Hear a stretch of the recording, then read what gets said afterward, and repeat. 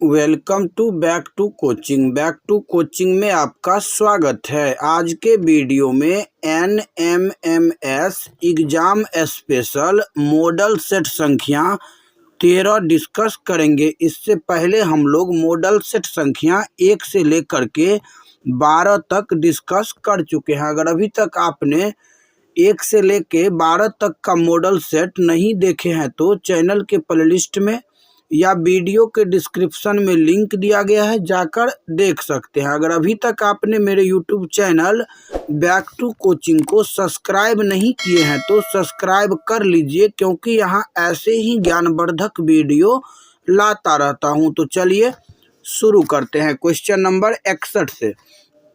इससे पहले के वीडियो में हम लोग क्वेश्चन नंबर 60 तक डिस्कस किए थे।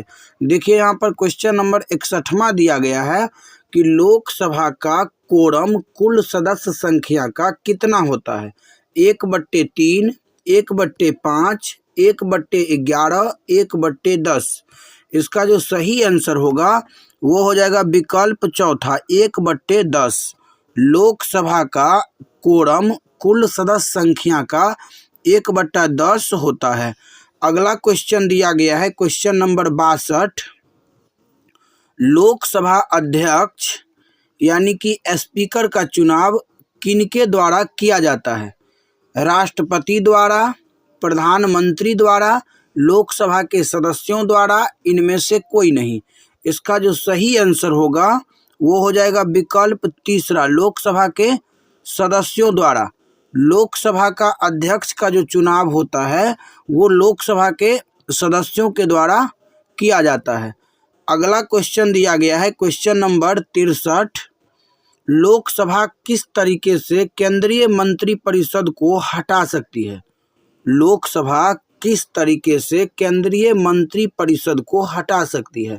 ऑप्शन दिया गया है राष्ट्रपति के आदेशों से, उच्चतम न्यायालय के आदेशों से, मंत्रिपरिषद के विरुद्ध अविश्वास का प्रस्ताव पारित करके, इनमें से कोई नहीं।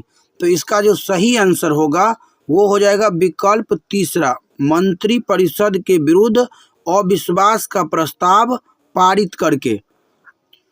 लोकसभा मंत्रिपरिषद के विरुद्ध अविश्वास का प्रस्ताव पारित करके मंत्रिपरिषद को हटा सकती है। अगला क्वेश्चन दिया गया है क्वेश्चन नंबर 64। राष्ट्रीय मतदान दिवस प्रतिवर्ष कब मनाया जाता है। 25 जनवरी, 5 जून, 5 सितंबर, 25 दिसंबर। इसका जो सही आंसर होगा वो हो जाएगा विकल्प पहला 25 जनवरी। प्रत्येक साल 25 जनवरी को राष्ट्रीय मतदाता दिवस मनाया जाता है। अगला क्वेश्चन दिया गया है क्वेश्चन नंबर 65। विश्व स्वास्थ्य संगठन यानी कि WHO का मुख्यालय कहाँ पर स्थित है। जनेवा, लंदन, न्यूयॉर्क, वाशिंगटन। इसका जो सही आंसर होगा वो हो जाएगा विकल्प पहला जनेवा। याद रखिएगा विश्व स्वास्थ्य संगठन यानी WHO वर्ल्ड हेल्थ ऑर्गेनाइजेशन का मुख्यालय जो है वो जनेवा में स्थित है। अगला क्वेश्चन दिया गया है संयुक्त राष्ट्र संघ का प्रधान कार्यालय कहाँ पर स्थित है। न्यूयॉर्क, जनेवा, हैग, इनमें से कोई नहीं। इसका जो सही आंसर होगा वो हो जाएगा विकल्प पहला न्यूयॉर्क। याद रखिएगा संयुक्त राष्ट्र संघ की स्थापना पूछा जाए तो 24 अक्टूबर क्या होगा, तो 24 अक्टूबर 1945 ईस्वी को कहाँ किया गया था, तो न्यूयॉर्क में। अगला क्वेश्चन दिया गया है क्वेश्चन नंबर 67। मतदाताओं को फोटो युक्त परिचय पत्र देने की सिफारिश निम्नलिखित में से किस समिति ने की थी। तारकुंडे समिति, दिनेश गोस्वामी समिति, इंद्रजीत गुप्त समिति, इनमें से कोई नहीं। मतदाताओं को फोटो युक्त परिचय पत्र देने की सिफारिश निम्नलिखित में से किस समिति ने की थी। ऑप्शन दिया गया तारकुंडे समिति, दिनेश गोस्वामी समिति, इंद्रजीत गुप्त समिति, इनमें से कोई नहीं। तो इसका जो सही आंसर होगा क्वेश्चन नंबर 67 का वो हो जाएगा विकल्प दूसरा दिनेश गोस्वामी समिति। दिनेश गोस्वामी समिति के द्वारा सिफारिश किया गया था कि मतदाताओं को फोटो युक्त पहचान पत्र दिया जाए। अगला क्वेश्चन दिया गया है question number 68, doctor BR Ambedkar ने किस मौलिक अधिकारों को भारतीय संविधान का हृदय एवं आत्मा कहा था? समानता का अधिकार, अभिव्यक्ति की स्वतंत्रता का अधिकार, धार्मिक स्वतंत्रता का अधिकार या फिर संवैधानिक उपचारों का अधिकार? तो इसका जो सही आंसर होगा क्वेश्चन नंबर 68 का वो हो जाएगा विकल्प चौथा, संवैधानिक उपचारों का अधिकार। ये जो है अनुच्छेद 32 में है। किस में है? तो अनुच्छेद 32 में। अनुच्छेद 32 को डॉक्टर BR अम्बेडकर के द्वारा भारतीय संविधान का हृदय एवं आत्मा कहा गया, हार्ट एंड सूल कहा गया। किसको? तो संवैधानिक उपचारों का अधिकार यानी अनुच्छेद 32 को। अगला क्वेश्चन दिया गया है क्वेश्चन नंबर 69, निम्नलिखित में से कौन सा कथन असत्य है? इसमें से गलत कथन को चुनना है। ऑप्शन दिया गया है केवल संसद ही उच्च न्यायालय के न्यायाधीशों को हटा सकती है। दूसरा दिया गया है विधान परिषद के सभापति की नियुक्ति मुख्यमंत्री करता है। तीसरा दिया गया है मंत्री परिषद अपने कार्यों के लिए लोकसभा के प्रति उत्तरदायी होता है। चौथा ऑप्शन दिया गया है भारत का राष्ट्रपति कानूनी मामलों में उच्च न्यायालय के परामर्श को मानने के लिए बाध्य नहीं है। तो इसका जो सही आंसर होगा वो हो जाएगा विकल्प दूसरा। क्या होगा? विकल्प दूसरा। बाकी जो है पहला जो दिया गया है कि केवल संसद ही उच्च न्यायालय के न्यायाधीश को हटा सकती है, ये कथन बिल्कुल सही है। मंत्री परिषद अपने कार्यों के लिए लोकसभा के प्रति उत्तरदायी होता है, ये भी सही है। भारत का राष्ट्रपति कानूनी मामलों में उच्चतम न्यायालय के परामर्श को मानने के लिए बाध्य नहीं है, ये भी कथन सही है। तो इसका जो सही आंसर यानी कि गलत वाला चुनना था तो वो हो जाएगा विकल्प दूसरा। अगला क्वेश्चन दिया गया है क्वेश्चन नंबर 70, निम्नलिखित में से कौन सा कथन सत्य है? इसमें सत्य कथन को चुनना है। पहला ऑप्शन दिया गया है मंत्री परिषद अपने कार्यों के लिए उच्च न्यायालय के प्रति उत्तरदायी है। दूसरा दिया गया है राज्यपाल विधानसभा को भंग नहीं कर सकता। तीसरा दिया गया है कि संसद की बैठक बुलाने तथा उसे भंग करने का अधिकार प्रधानमंत्री को होता है। अगला दिया गया है कि भारतीय संविधान संघात्मक है। तो इसमें क्या करना है हम लोग को? सही कथन चुनना है। पहला देखिए दिया गया है पहला नंबर ऑप्शन कि मंत्री परिषद अपने कार्यों के लिए उच्च न्यायालय के प्रति उत्तरदायी है, ये कथन क्या है? गलत है, लोकसभा के प्रति उत्तरदायी है। दूसरा दिया गया है कि राज्यपाल विधानसभा को भंग नहीं कर सकता है, यही कथन क्या है? 70 का ये भी कथन क्या है? तो ये भी कथन गलत है, राज्यपाल ही विधानसभा को प्रधानमंत्री के सिफारिश पर भंग करता है, तो ये भी गलत हो गया। अगला जो दिया गया इसमें कि संसद की बैठक बुलाने तथा उसे भंग करने का अधिकार प्रधानमंत्री को है, प्रधानमंत्री को नहीं है, राष्ट्रपति को है, तो ये भी गलत हो गया।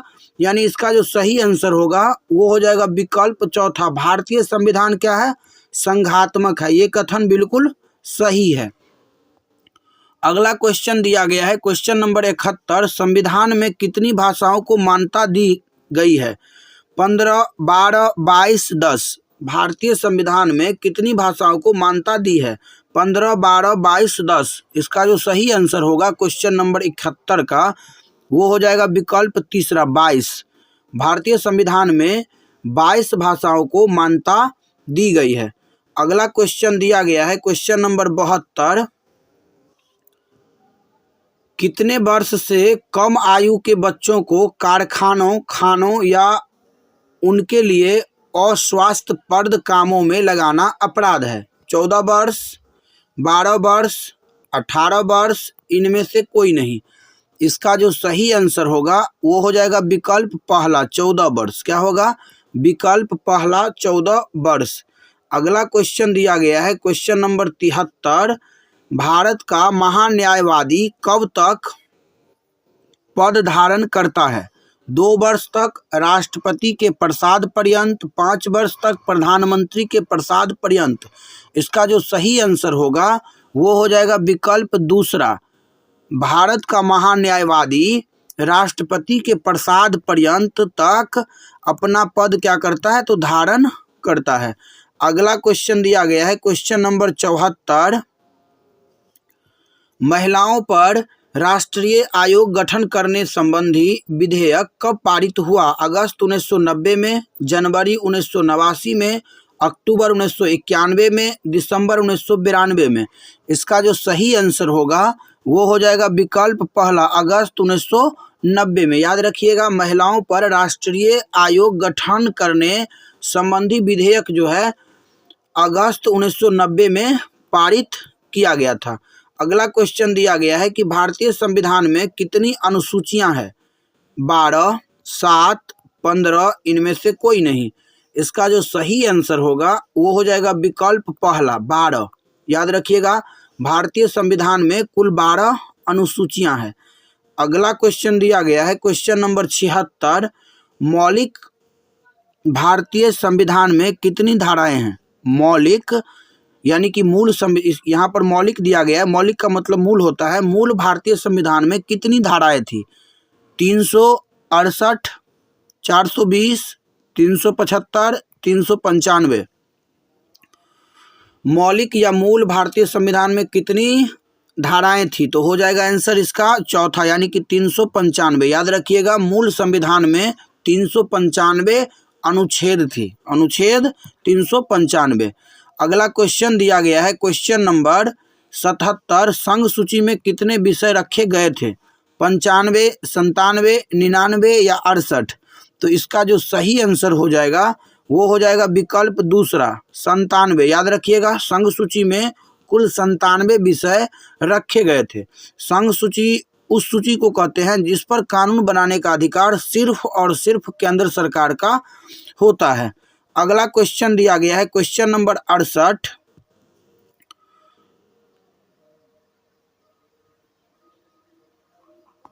दिया गया है क्वेश्चन नंबर कि संसद संघ सरकार की है। संसद जो है संघ सरकार की क्या है?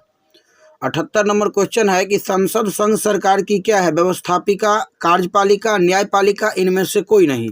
तो देखिए, याद रखिएगा, सरकार का मुख्य कितने अंग है? तो 3, व्यवस्थापिका, कार्यपालिका, न्यायपालिका। विधायिका, कार्यपालिका, न्यायपालिका, इसको ऐसे भी बोल सकते हैं। तो इसमें पूछा जा रहा है कि संसद संघ सरकार की है, संसद क्या है? व्यवस्थापिका है या कार्यपालिका है या न्यायपालिका है?